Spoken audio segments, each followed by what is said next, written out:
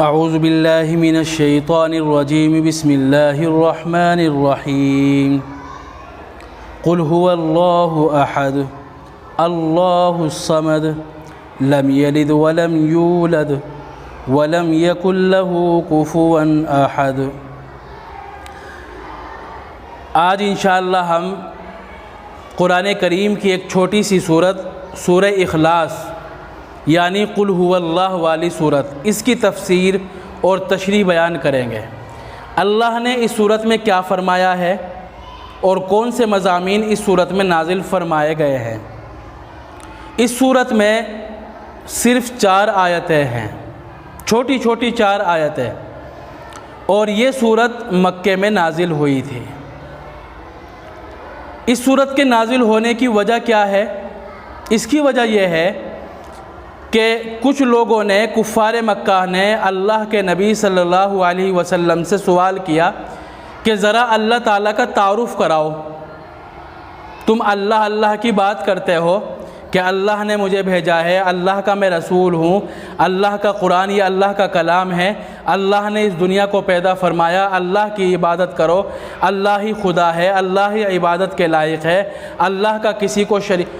تو یہ جو تم اللہ کی بات کرتے ہو، ذرا اپنے خدا کا، اللہ کا تعارف کراؤ، کون اس کی اولاد ہے، اور یہ جو خدائی ہے یہ اس کو کس سے وراثت میں ملی ہے، اور وہ سونے کا بنا ہوا ہے، چاندی کا بنا ہوا ہے، تو ذرا اللہ تعالیٰ کا تعارف کراؤ، اس کا اللہ تعالیٰ کا نسب کیا ہے، نسب کا مطلب کہ کس سے پیدا ہوا، اور اس کے باپ دادا کون ہیں، اس کا خاندان اور برادری اور بچے کون ہیں، تو اللہ تعالیٰ کا تعارف کراؤ۔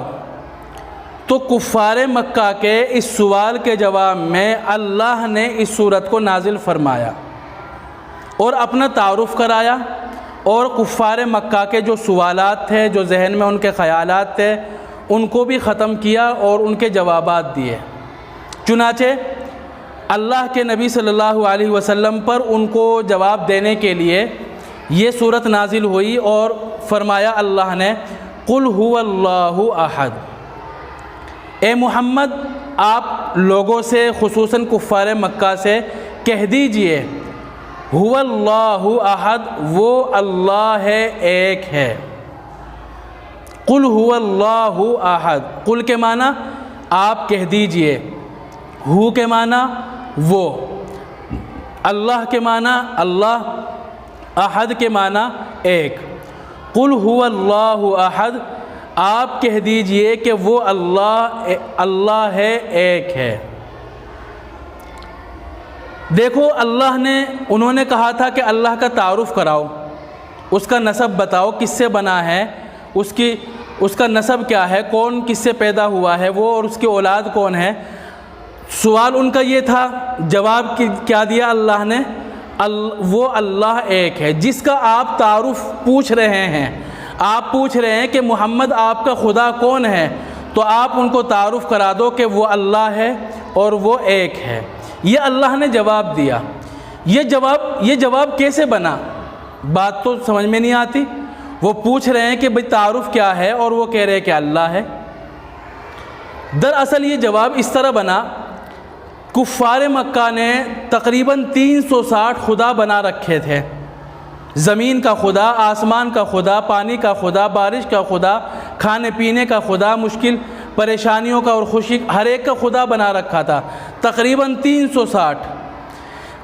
اور وہ اللہ کو بھی مانتے تھے، اللہ کو بھی مانتے تھے کفار مکہ، لیکن ساتھ ساتھ ان کو بھی مانتے تھے، اور یہ سمجھتے تھے کہ دیکھو ان ساروں میں سب سے زیادہ پاورفل، سب سے زیادہ طاقتور تو ہے اللہ، لیکن یہ جو ہم نے بنا رکھے ہیں 360، یہ اللہ کے مددگار ہے۔ جیسے ایک بادشاہ ہوتا ہے اور بادشاہ کے وزیر ہوتے ہیں، تو بادشاہ تو سب سے بڑا ہوتا ہے، لیکن اس کا وزیر کسی کا تعلق، کوئی کپڑے کا وزیر ہوتا ہے، کوئی گرہ منتری ہوتا ہے، کوئی ودیش منتری ہوتا ہے، اور کوئی پانی کا منتری ہوتا ہے۔ اسی طرح انہوں نے سمجھا کہ اللہ تو سب سے پاورفل، سب سے بڑا ہو گیا، اور یہ جو 360 بت ہے یہ اس کے اللہ کے وزیر ہے، اس کے مددگار ہیں۔ تو وہ یہ سمجھتے تھے کہ اللہ سب سے زیادہ پاورفل اور طاقتور ہے، اور یہ اس کے وزیر ہے۔ اسی وجہ سے اگر کوئی بڑی پریشانی آتی تھی تو وہ بتوں کو نہیں پکارا کرتے تھے بلکہ اللہ کو ہی پکارا کرتے تھے۔ چنانچہ اس کی بہت ساری مثالیں قرآن میں بھی دی گئی ہے اور بہت سارے تاریخی واقعات بھی ہے۔ آپ نے ابرہہ کا واقعہ سنا ہوگا کہ جب ابرہہ نے مکے پر چڑھائی کی اور اس نے کعبے کو گرانے کا، اس کو منہدم کرنے کا ارادہ کر لیا، اپنی فوج لے کر آیا، تو مکے والوں نے اپنے 360 بتوں میں سے کسی سے بھی مدد نہیں مانگی، صرف اللہ سے مدد مانگی اور کہا کہ اللہ، کعبہ تیرا گھر ہے، تو اپنے گھر کی حفاظت فرما۔ تو وہ مصیبت میں، پریشانی میں تو وہ اللہ کو ہی مانا کرتے تھے، لیکن انہوں نے جو دنیا کا نظام ہے یہ سمجھ رکھا تھا کہ ان 360 بتوں کے ہاتھ میں ہے۔ وہ اللہ کو اللہ ہی کہتے تھے، اور جو 360 بت تھے ان کو وہ اللہ نہیں کہتے تھے بلکہ الہ کہتے تھے۔ وہ کیوں نہیں کہتے تھے ان کو اللہ؟ کیونکہ وہ سمجھتے تھے کہ اللہ سب سے پاورفل کا نام ہے، اس لیے 360 کو وہ الہ کہتے تھے، اللہ نہیں کہتے تھے۔ تو بہرحال اللہ نے ان کے سوال کا کیا جواب دیا کہ جس کا آپ تعارف پوچھ رہے ہیں وہ اللہ ہے۔ مطلب یہ ہے کہ کوئی نیا خدا نہیں ہے محمد کا، وہی تو ہے جس کو آپ جانتے ہو، جس کو آپ سب لوگ اللہ کہتے ہو۔ کوئی نئی چیز تھوڑی ہے، نیا خدا تھوڑی ہے، وہی ہے جسے تم جانتے ہو، وہ اللہ ہے۔ تو اللہ نے جواب دیا کہ محمد کا خدا، جس کا یہ نبی ہے، جس کا یہ رسول ہے، وہ اللہ ہے۔ تو یہ اللہ نے جواب دیا۔ اگلی کیا بات کہی اللہ نے؟ قل هو اللہ احد، اللہ ایک ہے۔ دیکھو عربی زبان میں دو لفظ آتے ہیں، ایک واحد اور ایک احد۔ دونوں کے معنی عربی زبان میں ایک کے آتے ہیں، ایک، لیکن دونوں میں فرق ہے۔ واحد تو اس کو کہتے ہیں جو ایک ہو، چاہے وہ کئی چیزوں سے مل کر بنا ہو، اس کے پارٹ ہو، اس جیسی چیز دنیا میں بھی موجود ہو۔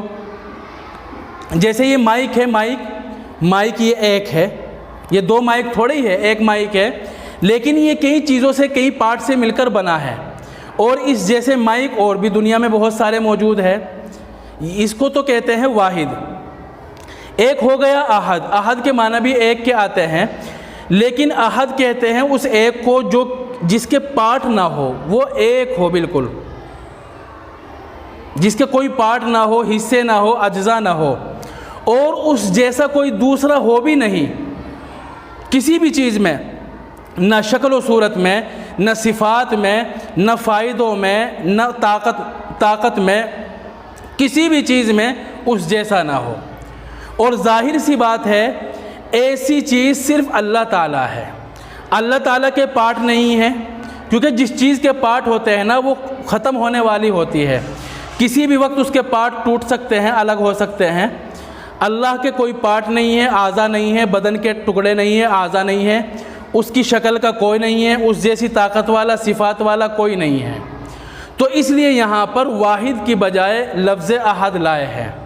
اسی لیے علماء نے کہا کہ لفظ احد صرف اللہ کے ساتھ خاص ہے۔ واحد تو کسی کو بھی کہہ سکتے ہیں، لیکن صرف احد یہ اللہ کے ساتھ خاص ہے۔ تو یہ بہت جامع آیت ہے۔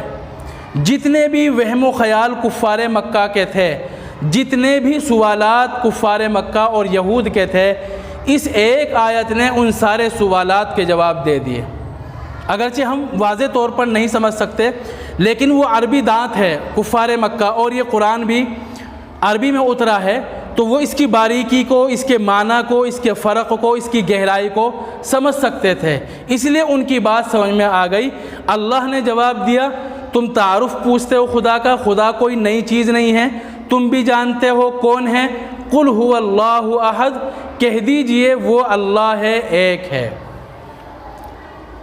اگلی آیت ہے اللہ الصمد، اس کا ترجمہ کیا جاتا ہے اللہ بے نیاز ہے۔ اللہ کے معنی اللہ، اور صمد کے معنی کیا آتے ہیں؟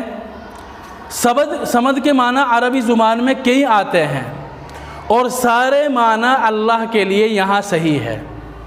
صمد کے معنی ایک عربی میں ایک معنی بلند جگہ کے آتے ہیں، اسی طرح صمد کے ایک معنی عربی زبان میں اس سردار کے آتے ہیں جس کی سرداری کو سب لوگ مان لیتے ہیں۔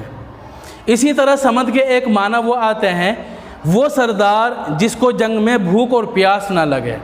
اسی طرح سمد کے ایک معنی آتے ہیں وہ آدمی، وہ سردار ضرورت کے وقت لوگ جس سے اپنی ضرورت کے لیے اس کے پاس جاتے ہو، اپنی ضرورت پوری کرانے کے لیے۔ اور بھی بہت سارے معنی ہیں، بہت سارے معنی ہیں، اور سارے معنی اللہ کے لیے یہاں صحیح ہے۔ یوں بھی کہہ سکتے ہیں اللہ الصمد، اللہ سب سے بلند و بالا ہے۔ اللہ الصمد، اللہ جس سے ضرورت پوری کی جائے۔ اللہ الصمد، اللہ جس کو بھوک پیاس نہ لگے۔ تو سب معنی یہاں فٹ بیٹھ رہے ہیں، سب معنی کر سکتے ہیں۔ اگر صمد کے سارے معنی کو ایک لفظ میں پرویا جا سکتا ہے تو بظاہر وہ لفظ ہے بے نیاز، اور یوں ترجمہ کر سکتے ہیں اللہ الصمد، اللہ بے نیاز ہے۔ اس کے اندر سارے معنی آ گئے، اس سب معنی پر یہ لفظ فٹ بیٹھ سکتا ہے۔ اب تو اللہ الصمد، اللہ بے نیاز ہے۔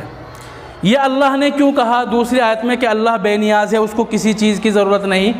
یہ اس لیے نہیں کہ کوئی کفار مکہ پوچھ رہے تھے کہ بھئی اس کی اولاد کون ہے، اس کو خدائی کس سے وراثت میں ملی، تو اللہ نے جواب دیا کہ دیکھو اولاد کی ضرورت محتاج کو ہوتی ہے، جیسے انسان کو اولاد چاہیے، کیوں؟ تاکہ وہ اس کی مدد کر سکے، اس کی کمزوری میں اس کا ساتھ دے سکے، بڑھاپے میں اس کو سہارا دے سکے، اس کی قوت میں اضافہ کر سکے۔ تو اولاد تو کمزوروں کو چاہیے، اللہ کو کسی طرح کی کوئی ضرورت کسی کی نہیں ہے۔ اللہ اتنا پاورفل اور طاقتور ہے، اس کو کسی چیز کی ضرورت نہیں ہے۔ تو اپنے ذہن سے ہی نکال دو، اللہ کو کسی چیز کی ضرورت نہیں ہے۔ اللہ الصمد، اللہ بے نیاز ہے۔ لم یلد ولم یولد، لم یلد اس نے کسی کو نہیں جنا، ولم یولد اور نہ وہ جنا گیا ہے۔ کیونکہ کفار مکہ نے پوچھا تھا کہ اس کو کس سے وراثت میں ملی ہے یہ خدائی، اور اس کے بعد اس کا کون وارث ہوگا؟ تو اللہ نے فرمایا کہ نہ تو وہ کسی سے پیدا ہوا اور نہ اس سے کوئی پیدا نہیں ہوگا۔ کیونکہ یہ پیدا ویدا ہونا، توالد و تناسل، یہ تو انسانوں کی خاصیت ہے، انسانوں کے ساتھ ہے، یہ محتاجوں کے ساتھ ہے جن کو ضرورت پیش آتی ہے۔ اللہ تو اتنا پاورفل ہے کہ اس کو انسان کیا، بیٹے بیٹیاں کیا، باپ دادا کیا، ایک مچھر کے پر کے برابر بھی کسی اور چیز کی ضرورت نہیں ہے۔ اللہ خود اتنا پاورفل ہے۔ لم یلد ولم یولد، نہ تو اس نے کسی کو جنا، ولم یولد اور نہ وہ کسی سے پیدا ہوا، ولم یکن لہ کفوا احد، لم یکن نہیں ہے، لہو اس کے، کفواً کفو کے معنی آتے ہیں برابر، مماثل، مشابہ، جیسا، احد کے معنی کوئی، ولم یکن لہ کفوا احد اور کوئی اس کا ہمسر نہیں ہے اور کوئی اس کا برابری کا نہیں ہے۔